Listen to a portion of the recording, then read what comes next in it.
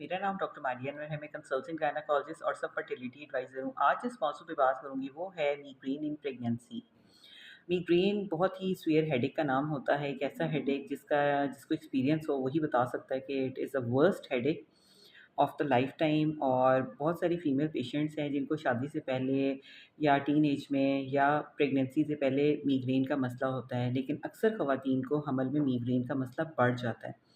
अब इस मिग्रेन के हेडेक की सूरत-ए-हाल में फ़ीमेल पेशेंट्स जो हैं, वो बहुत ही ज़्यादा बुरे तरीके से मुतासिर होती हैं, उनकी लाइफ़ मुतासिर हो जाती है, उनको चक्कर आते हैं, आँखों के सामने कई दफ़ा रोशनी आने लग जाती है, शोर बहुत ज़्यादा बुरा लगने लग जाता है, वॉमिटिंग आने लग जाती है और साथ सीवियर हेडेक होती है। इस सारी सूरत-ए-हाल में क्या करना चाहिए?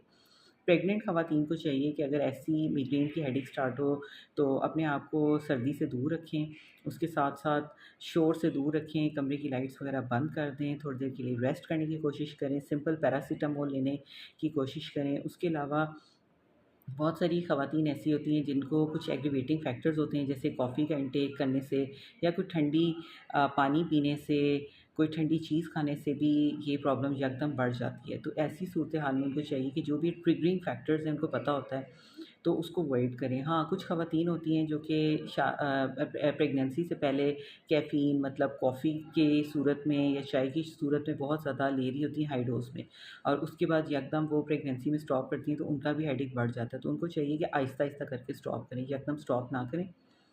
और इस हेडेक को सिर्फ़ मिग्रेन का हेडेक जो कि आधे सर का दर्द होता है, इसको ये ना हो कि फ़ीमेल पेशेंट जो है वो ये समझते हैं कि मिग्रेन का हेडेक है, मीनवाइल साथ स्वेलिंग हो रही हो, प्रोटीनूरिया हो रहा हो, ब्लरिंग ऑफ विज़न हो रही हो, तो ये प्री एक्लैम्पशिया और एक्लैम्पशिया के भी सिम्पटम्स हो सकते हैं। तो अपनी डॉक्टर से ज़रूर चेकअप करवाएँ, बीपी ज़रूर चेक करें, क्योंकि कई दफ़ा हाई ब्लड प्रेशर की कुछ कॉम्प्लिकेशंस होती हैं जिनमें भी ऐसा हेडेक होता है और उसकी वजह से मरीज़ और बच्चे की जान को ख़तरा हो सकता है। और पैरासिटामोल कंपैरेटिवली सेफ़ है। इसके अलावा ट्रिप्टन्स जो हैं वो भी कंपैरेटिवली सेकंड और थर्ड ट्राइमेस्टर में पेशेंट को डॉक्टर की सजेशन के बाद दिए जा सकते हैं। इसके साथ-साथ यही चीज़ का बस ख़्याल रखें कि जो भी ट्रिगरिंग फैक्टर है उसको अवॉइड करें, मुकम्मल तौर पे रेस्ट करें ऐसी सूरत-ए-हाल में। तो उम्मीद है कि आपकी हेडेक जो है वो सेटल हो जाएगी और आप बेहतर महसूस करेंगी। Thank you.